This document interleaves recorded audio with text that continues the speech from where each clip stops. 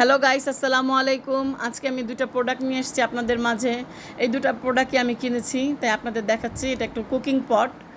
এটা অল্প কিছু রান্না করতে খুব সুবিধা হবে, বা গ্যাসের কম থাকলে রান্না করার সুবিধা, এর জন্য আমি কিনেছি। আর যাদের ছোট বাচ্চা আছে তারাও এটা ব্যবহার করতে পারেন।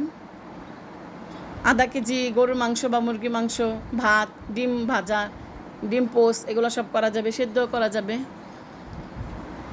এর জন্য আমি কিনা, আমার জিনিসটা পছন্দ হয়েছে তাই অর্ডার দিয়েছিলাম।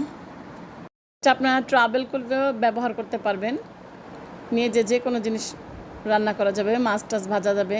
এবং এটা মোমোর জন্য খুব বেস্ট, মোমো সিদ্ধ করার জন্য বেস্ট। এখানে পানি দিয়ে তারপর ওই উপরে জালিটা বসিয়ে মোমো দিলে সিদ্ধ হয়ে যাবে, বা আপনারা যে কোনো সিদ্ধ কাজে ব্যবহার করতে পারেন। আমার কাছে ভালো মনে হলো, আমি কারেন্টে দিয়ে দেখলাম, তো এই জন্য নিলাম। আর এখন আমি যেটা খুলছি এটা হলো দই মেকার। একটা দই মেকার নিয়েছিলাম, বাচ্চারা খুব দই পছন্দ করে, এর জন্য ঘরে দুধ থাকলে সহজেই এই দই মেকার দিয়ে বানানো যাবে। আমি এই দুইটা জিনিসই আপনাদের রেডি করে দেখাবো। একদিন দইও তৈরি করব এবং রান্না করে আমি দোনোটা আপনাদের মাঝে নিয়ে আসবো।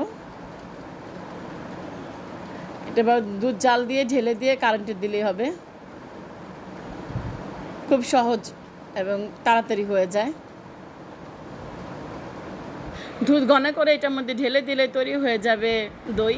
আমি এখানে দই বানিয়ে দেখব এবং কুকিং পটটাও ব্যবহার করব, আপনাদের মাঝে শেয়ার করব। আপনারা দুইটা জিনিস সেভাবে নিয়ে দেখতে পারেন। আল্লাহ হাফেজ।